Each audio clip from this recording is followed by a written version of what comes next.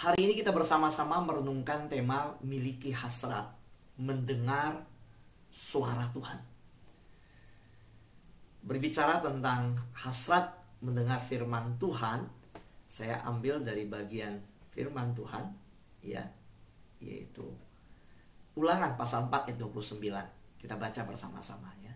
Dan baru di sana engkau mencari Tuhan Allahmu dan menemukannya, asal engkau menanyakan Dia dengan segenap hatimu dan dengan segenap jiwamu. Ulangan pasal 4 ini diapit oleh Ulangan pasal 3 dan 5. Latar belakang Ulangan pasal 3, saya beritahukan kita semua, itu bagaimana riwayat perjalanan peperangan dari bangsa Israel sampai mereka bersama-sama sebelum menerima hukum Taurat di pasal ke-5, muncul pasal ke-4. Jadi ke-10 firman yang diterima oleh bangsa Israel dari peperangan yang mereka sudah menangkan dan akan menerima perintah Tuhan. Di tengah-tengahnya Tuhan siapkan mereka dan berkata, asal engkau menanyakan Dia dengan segenap hatimu dan dengan segenap jiwamu. Sahabat, doa, prinsip dari mendengar suara Tuhan adalah dimulai dari keinginan dan kerinduan yang benar-benar dalam mencari Tuhan. Rasa lapar dan haus, selalu siapkan waktu. Saya mengenal pribadi-pribadi yang benar-benar punya waktu mencari Tuhan, yang tidak pernah mau diganggu, sungguh-sungguh.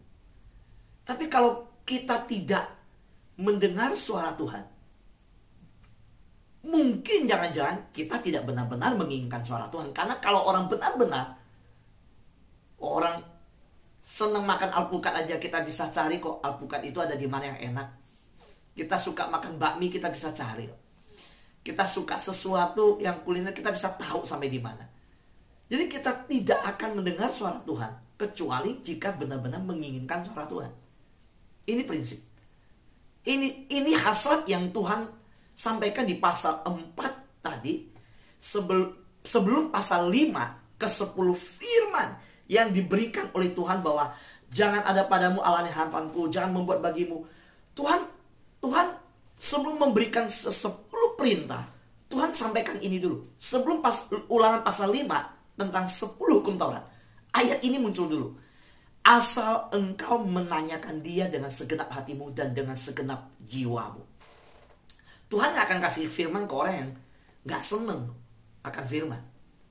Tuhan tidak akan memberikan rencananya untuk diperdebatkan. Tuhan tidak akan mengatakan visinya jika kita kita ingin mendiskusikannya. Tuhan mau kita taat. Tuhan gak akan kasih firmannya untuk orang yang akan nolak firmannya. Enggak. Bahkan disampaikan Tuhan akan tabur firman yang menolak. Pohon yang tidak berbuah itu pun ditebang. Jadi kalau kita mau terima visi dari Tuhan atas hidup kita, kita harus siap untuk taat, bukan mau mendiskusikan visi itu dengan Tuhan. Ketika kita mau tuntunan Tuhan, jalan-jalan Tuhan, Tuhan tidak mau kita memperdebatkan jalannya. Yang Tuhan mau adalah kita menjalani rencananya. Itu yang Tuhan rindu. Ketika Tuhan menyatakan rencananya yang indah, rancangan Tuhan rancangan damai sejahtera, maka rancangan itu diterima dengan iman, dijalani, bukan dipertanyakan. Nah, ketika anak Tuhan tidak siap dengan hati yang sedemikian, mau diperdebatkan, mau mendiskusikan, sulit untuk mendengar suara Tuhan. Sahabat doa yang terkasih dalam Tuhan, karena itu kita harus memiliki hati yang haus, hati yang rindu akan suara Tuhan. Itu benar-benar haus dan rindu harus menjadi kebutuhan. Itu yang penting. Sama seperti anak kita. Ketika dia bilang, "Mah, Pa, laptop saya ini udah 5 tahun. Saya sekarang kuliah. Laptopnya dari SMP. Gak cocok untuk kuliah. Kemampuan jaringan wifi, koneksivitasnya gak bagus." Terus kita tanya, Terus kamu mau laptop yang mana? Terserah mama, terserah papa. Lu mama papanya SD gak lulus. Terserah mama papa. Malah aku gak ngerti, kamu yang mau gimana? Nah, oke, mungkin anak ini bilang, mama papa ada budget berapa? Oh, budget berapa ya? Kalau saya kasih kamu budget 4 juta, juga kamu gak bisa membeli yang spesifikasi sesuai kamu gak. Saya juga susah bilang budget, nak, buat kamu. Kamu cari dulu, gitu. Nah, saudara, cari. Oh, ketemu. Ini mah 4 juta. Oh, mama, udah pergilah ke toko Asus. Oh, ke mall. Bapak kebutuhannya apa? Oh, ini anak saya kuliah. Oh, kuliah bidang apa? Kuliah bidang ini. Oh, laptopnya mau mana? Saya ada budget 4 juta. Maaf ya, 4 juta kan untuk kuliah, laptopnya nggak sampai spesifikasi begitu. Coba cari tahu setepat-tepatnya itu sebenarnya yang seperti ini levelnya. Nah, saudara, kalau kita nggak tahu kebutuhan, ya kita yang terutama, yang prioritas, bagaimana kita bisa memiliki pengenalan akan Tuhan, memiliki suara Tuhan, mendengar suara Tuhan. Kita harus miliki dulu hal itu. Karena itu dalam seri khotbah sepanjang 14 seri ini, saya terus mengajak kita belajar bahwa yuk kita mendengar suara Tuhan. Nah, hari ini kita belajar dari kita tahu kita punya kebutuhan itu. Saya butuh suara Tuhan. Kalau kita ngerasa gak butuh, ya gak bisa dengar. Nah, Mazmur 48, kita ambil satu contoh Daud. Ambil contoh ya. Aku suka melakukan kehendak-Mu, ya Allahku. Taurat-Mu ada dalam dadaku. Wah, ini luar biasa. Daud berkata ini, sebelum dia terima Taurat Tuhan, dia menyampaikan, aku suka melakukan kehendak-Mu. Apakah Daud tahu apa yang akan dilakukan, apa yang penyataan? Belum tahu. Tapi dia rindu sekali. Dan dia menyatakan bahwa Taurat Tuhan dia selalu simpan di hatinya. Bukan taruh di luar sana. Maka dia berkata, Taurat-Mu ada dalam dadaku. Sahabat Tuhan yang terkasih dalam Tuhan, bukan yang demikian. Di Pemazmur 119 ayat 20 dikatakan, hancur jiwaku karena rindu kepada hukum-hukum-Mu setiap waktu. Ayo kita perkatakan ini di rumah kita. Kita baca masing-masing, gak usah buka mic. 1, 2, 3. Hancur jiwaku karena rindu kepada hukum-hukum-Mu setiap waktu. Saudara, ada hati yang hancur karena masalah. Ada jiwa yang hancur karena tekanan. Ada jiwa yang tergores karena pergumulan. Ada jiwa yang hancur karena perselingkuhan. Tetapi kata hancurnya jiwa ini juga dipakai oleh pemazmur, mengungkapkan betapa dalamnya kerinduannya akan firman Tuhan. Firman Tuhan adalah suara Tuhan. Jadi pemazmur mengungkapkan dia adalah pribadi yang saking rindunya akan suara Tuhan, sampai kondisi jiwanya seperti orang yang bergumul dengan kekasih, saudara, dengan pasangan, yang sampai hatinya itu hancur, jiwanya hancur, saking rindunya. Saudara, artinya jiwa yang hancur ini bagaimana dipuaskan? Bagaimana jiwa ini direkonstruksi, dibangun? Ketika berkata hancur jiwaku rindu, maka rindu yang dipuaskan ini baru jiwanya pulih. Artinya sampai mendapatkan firman Tuhan, sampai menemukan firman Tuhan, mendengar suara Tuhan, baru jiwanya damai dan tentram. Adakah hari-hari ini kita mendapat dorongan dari Tuhan untuk kita membangun sebuah hidup yang sedemikian dalam jiwa kita seperti pemazmur? Tuhan, segala sesuatu di dunia boleh isi hatiku. Di hati ini boleh segala hal diisi. Tapi jiwa kita tetap akan kosong dan hampa kalau tidak diisi oleh firman Tuhan. Inilah yang diungkapkan oleh pemazmur. Karena itu penting sekali hidup kita dan generasi kita. Sahabat doa, motonya adalah the best family. Mari bukan hanya kita yang merindukan firman, anak-anak kita. Saya ungkapkan ke anak saya pertanyaan, ya. Coba kita tanya, Nak, pernah baca firman Tuhan? Bulan Februari ini saya mulai memberikan renungan, kedua anak saya renungan yang sama. Dan renungannya pakai buku, namanya Living Life. Saya minta mereka baca, lalu tulis di situ yang dia dapat apa. Dan bukunya saya periksa. Dia baca, di bawah ada catatan, ada ya. Dia tulis, setelah 1 bulan bukunya juga dikumpul, saya lihat perjalanan rohaninya. Saudara, buku renungan ini diterbitkan dari Korea, diterjemahkan ke bahasa Indonesia. Gereja di Korea ketika menerapkan program ini, gerejanya sangat bertumbuh. Saudara, dan buku ini saya dapat, saya bagikan ke anak saya. Saya bilang, kamu harus baca firman. Kalau mereka nggak baca firman, bagaimana mereka bisa kenal siapa Tuhan? Karena firman itu adalah suara Tuhan. Nah, tapi sebagai ayah, sebagai papa, saya harus bangunkan rasa haus mereka, kebutuhan mereka. Sahabat doa yang terkasih dalam Tuhan, bagaimana Daud taat dan mengikuti Tuhan, saya melihat itu bukan pilihan, tapi keharusan. Ketika firman-firman di Mazmur tadi mengungkapkan rasa lapar, haus, hancur hati, itu jelas kalimat-kalimat itu bukan pilihan. Kalimat itu sebenarnya sedang berbicara, diungkapkan pemazmur, hei umat Tuhan, anak-anak Tuhan, lihat, bagiku hidup yang namanya firman, itu bukan pilihan. Saya ada waktu, saya pilih. Saya sempat, saya baca. Saya ada waktu, saya buka Alkitab. Enggak, tapi keharusan. Kalau saya udah habisin hari ini sampai malam belum baca Alkitab, saya harus baca. Sebelum saya tidur, saya harus renungkan firman. Saudara, inilah prinsip yang saya lihat yang dibangun ya dan dimiliki oleh pemazmur, baik Daud, Bani Asaf dan yang lain, penulis-penulis Mazmur. Mereka menempatkan diri bahwa firman Tuhan itu keharusan, bukan pilihan. Coba lihat kalimatnya di situ diungkapkan. Ketika bicara tentang firman Tuhan, aku merindukan firman, aku mendambakan firman, aku lapar akan itu. Aku seperti rusa yang terengah-engah mencari air. Bayang, rusa yang terengah-engah berarti kan haus sekali, sangat rindu menimba.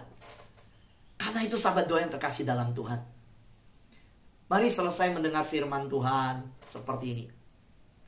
Ya, ini slide gambar khotbah saya kirimkan. Saudara boleh lihat satu persatu, renungkan lagi. Ya, saudara pelajari kembali. Sahabat doa yang terkasih dalam Tuhan, kita bangun pengetahuan akan Tuhan, pengenalan akan Tuhan, membangun kepekaan mendengar suara Tuhan. Mungkin pada saat khotbah saudara dapat satu hal, tapi waktu gambarnya dikirim siang hari habis makan siang, saudara lihat satu persatu, baca lagi. Oh, kok tadi pagi saya nggak ngeh, saya nggak tahu ya yang gambar yang ke-9 ini. Oh, ini ternyata waktu dibaca terus bicara sesuatu. Bisa jadi di siang hari saudara dapat sesuatu yang berbeda lagi. Saudara yang terkasih Tuhan, sahabat-sahabat doa, yuk kita bangun kebiasaan untuk mendengar suara Tuhan. Sekali lagi, apa suara Tuhan? Audible ya, Pak Fu bilang itu suara itu dengar langsung ya. Saudara, saya sudah sampaikan di seri saya sebelumnya, mendengar suara Tuhan. Tuhan sudah memberikan firman-Nya untuk kita. Kita perlu membaca firman. Kita perlu juga mendengar khotbah firman Tuhan. Iman timbul dari pendengaran. Nah, sudah banyak orang berbicara kepada Tuhan seperti dalam doa, tetapi tidak pernah mendengar dari Tuhan. Jadi saya sebut itu bukan hubungan, saudara. Dalam relasi itu harus ada komunikasi. Kekristenan itu bukan agamawi, roh agami. Kekristenan itu relasi. Kekristenan bukan kita cari Tuhan, Tuhan cari kita. Tuhan memberikan sebuah relasi untuk kita dipulihkan. Setelah relasi itu ada, harus ada komunikasi. Nah, komunikasi dalam doa, kita bicara sama Tuhan. Tetapi, adakah kita berdiam diri, juga baca firman Tuhan? Bukan hanya doa terus pergi. Waktu kita baca firman Tuhan, kita berdiam diri. Itu berarti membiarkan Tuhan berbicara kepada kita. Sebagai kakek nenek, sebagai opa oma, sebagai papa mama, sebagai orang tua, sebagai bibi apa tante yang ada keponakan di rumah, kita nggak mau dong anak kita bicara saat dia butuh kuota. Anak kita bicara saat butuh pulsa. Ketika anak itu bicara ketika dia sakit. Ketika anak. Tapi kalau lagi seneng, kita ajak dia keluar makan hari Sabtu pun dia nggak mau sama kita. Hah? Yuk, pergi. Jadwal keluarga Sabtu Minggu. Waduh, boleh nggak saya ada janji sama teman? Tiap minggu dia janjian. Nggak sama kita. Nggak sama kita. Giliran sama kita, nggak sama teman. Itu karena apa? Karena susah nelfon kita, pulsanya habis, kotanya habis. Maka hari itu baru ikut kita pergi makan. Karena takut cari kita di mana susah. Nah, saudara, jangan bersikap begitu dengan Tuhan. Ketika Anda butuh, datang cari Tuhan. Ketika Tuhan rindu kita berdiam di hadiratnya, Tuhan yang mau bicara dengan kita. Kita nggak ada waktu untuk baca firman Tuhan. Itu bukan hubungan, saudara. Itu bukan sebuah hubungan. Kita harus membangun sebuah hubungan dengan Tuhan. Berbicara kepada Tuhan dalam doa adalah mendengar Tuhan. Dan membiarkan Tuhan berbicara kepada kita. Itulah namanya berbicara kepada Tuhan dalam doa. Doa itu bukan satu arah. Doa itu dua arah. Kalau kita berbicara kepada Tuhan dalam doa, biarlah kita juga mendengar Tuhan dan membiarkan Tuhan berbicara kepada kita. Itu namanya berbicara kepada Tuhan dalam doa. Nah, kenapa saya sampaikan ini? Karena, maaf kata, saya pakai kata, kurang ajar kalau kita selama ini cuma doa sama Tuhan, gak pernah mau dengar Tuhan bicara sama kita. Ya, kita harus jadi anak Tuhan yang tahu diri, insaf diri bahwa, yuk berdiam sejenak. Biarkan Tuhan memberikan impresi. Biarkan suara hati yang dikuduskan ini Tuhan bicara sama kita. Biarkan ayat yang sudah kita baca itu muncul.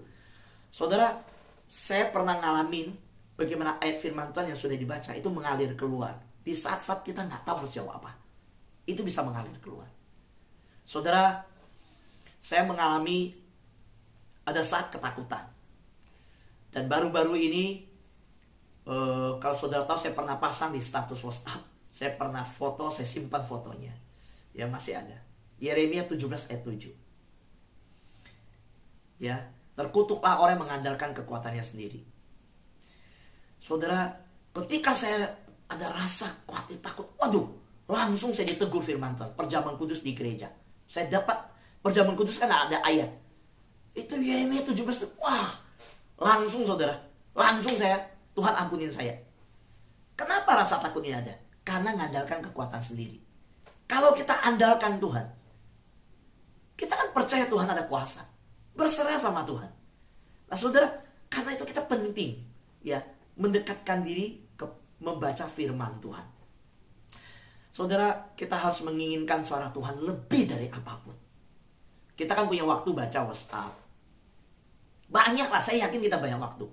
Jadi kalau ada yang bilang gak ada waktu baca Alkitab, saya rasanya gak mungkin, saudara. Kalau ada yang tidak ada waktu, dia bilang saya gak ada waktu dengar firman Tuhan. Oke, dia yang dengar.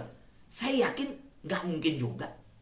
Sehari itu kita bisa lihat beberapa video kok yang dikirim di WhatsApp. Ayo, ada grup alumni gak? Ada grup keluarga gak? Ada grup WhatsApp gak?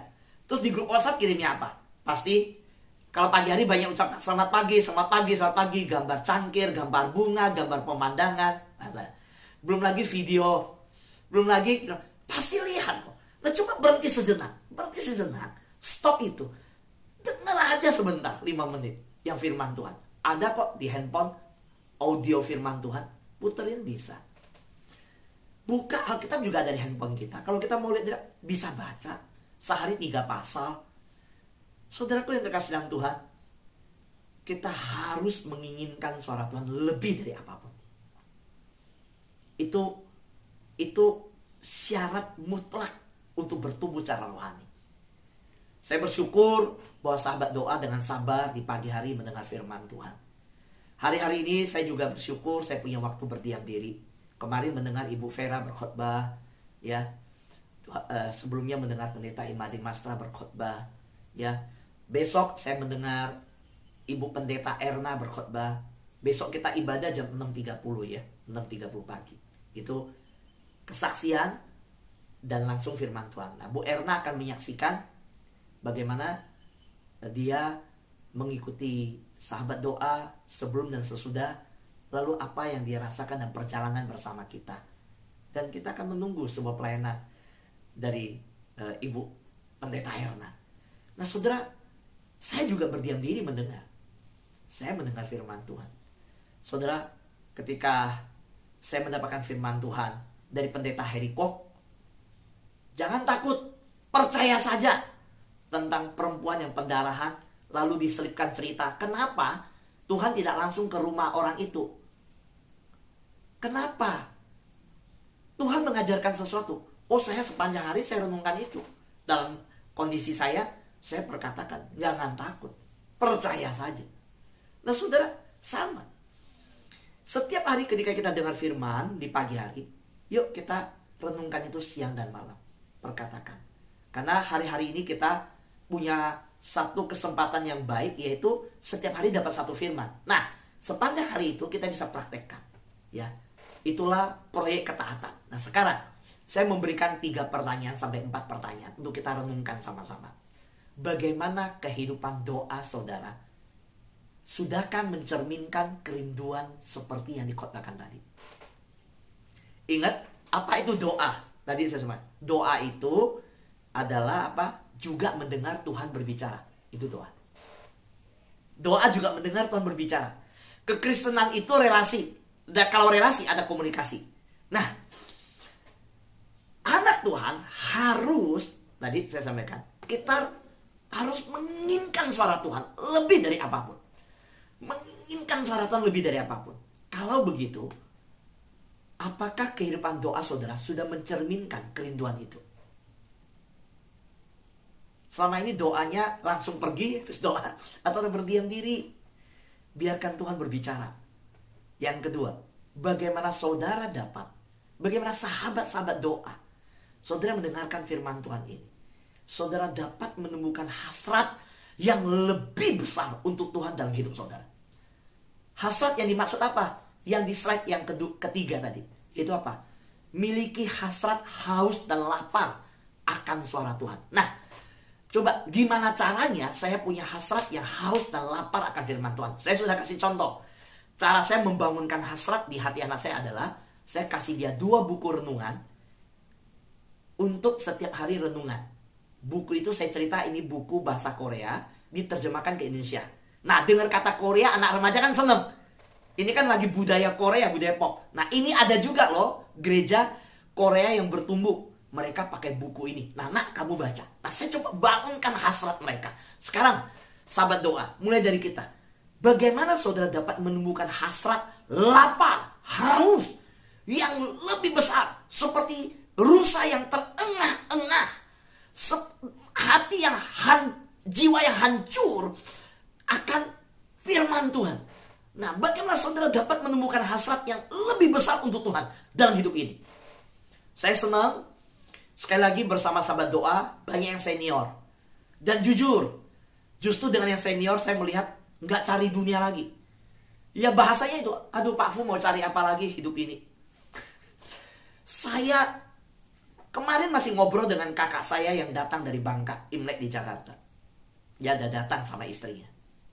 Dan dia berkata, saya mendengar ya, banyak orang tua yang minta mati.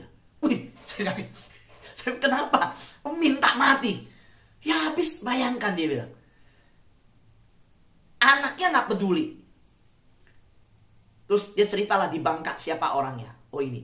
Saya bilang, oh kan dia cerita dengan kondisi di sana. Saya tahu, oh bapak ini ya, yang anaknya sekelas dulu SMA dengan saya. Iya, anaknya gak pernah lihat. Sendiri di rumah. Kakinya udah gak bisa jalan, matanya kena buta lagi. Gula, masalah gula. Nah, kita kalau besok dia bilang, lebih baik saya mati. Setelah saya selidiki kalimat itu, koko saya bilang, ternyata dia gak mendapat kasih sayang dari anaknya. Saudara, saya mau tanya, kalau gak punya Tuhan dalam hidup, kita gampang bisa dikecewakan sama anak loh. Betul kan? Bisa. Kita cari Tuhan, saudara. Saudara harus punya pegangan. Sahabat, kalau kita harus punya Tuhan. Kemarin saya ingat satu bapak yang setiap Imlek saya datang kyunghi sama dia. Umurnya tahun ini 93. Ya, saya panggil dia apa. Tapi saya dengar kabar sudah mulai sakit-sakitan udah ini. Dan saya belum bisa ketemu tentu dalam kondisi saya. Saya dengar, iya ya. Lalu saya mulai mikir, di rumah dia ngapain ya? Umur 90 tahun begitu. Saudara, puji Tuhan, kalau di Sahabat Doa saya lihat kita bersama teman-teman di sini ya. Ada Bu Sofi, ada Oma Surya. Oma Surya tahun ini 90 kalau nggak salah. Ya, tahun ini 90. Ada Pak Waluyo, Bu Sofi, ya, Bibi Sofi, dan lain-lain yang saya nggak bisa sebut satu persatu yang senior umur. Kita bisa cari Tuhan seperti ini. Oh, puji Tuhan, saudara. Saya yakin semua teman-teman senior yang di Sahabat Doa pasti berbeda dengan di luar sana. Yang di sini luar biasa, yang di luar biasa-biasa. Amin. Karena kita punya rasa lapar haus akan Tuhan. Yuk, pertanyaan ketiga. Ya, nanti pertanyaan ini saya akan kirim di grup. Saudara renungkan. Dengan sikap apa saudara biasanya mendekati Tuhan ketika saudara meminta arahan? Ingat, di awal khotbah saya katakan, kalau kita minta suara Tuhan, mau diskusi sama Tuhan dulu, padahal udah ada jawaban, saudara nggak akan dapat suara Tuhan. Saudara buka Alkitab mau baca, tunggu dulu. Kalau cocok saya percaya, kalau cocok saya jalanin, nggak cocok saya nggak jalanin. Kita nggak akan dapat. Saudara, saya ketika ditegur dengan Yeremia pasal 17:7, saya langsung terima. Saya langsung minta ampun sama Tuhan. Enggak, ini kasusnya beda Tuhan. Saya bukan nggak percaya Tuhan, tapi saya cuma begini. Nggak bisa, saudara. Saudara kalau mau terima visi Tuhan, rencana Tuhan, tapi mau berdebat dulu sama Tuhan, saudara nggak akan dengar suara Tuhan. Kalau mau dengar, hanya satu kunci, taat. Itu aja. Saudara, yang terakhir, pertanyaan keempat. Apakah saudara siap untuk menanggapi dalam ketaatan apapun yang kita terima dari suara Tuhan? Itu. Coba biar pertanyaan ini untuk diri kita dan untuk saya. Saya siap gak ya menanggapi suara Tuhan? Ketika saya baca firman Tuhan, saya dengar firman Tuhan, apapun yang Tuhan, yang saya terima, saya menanggapi dalam ketaatan. Siap gak hidup saya? Saudara, 14 seri khotbah ini, salah satu berbicara, bagaimana mendengar suara Tuhan adalah ketika kita punya kesiapan menerima apa yang Tuhan mau. Itu yang Tuhan rindukan. Amin. Tuhan berkati kita semua.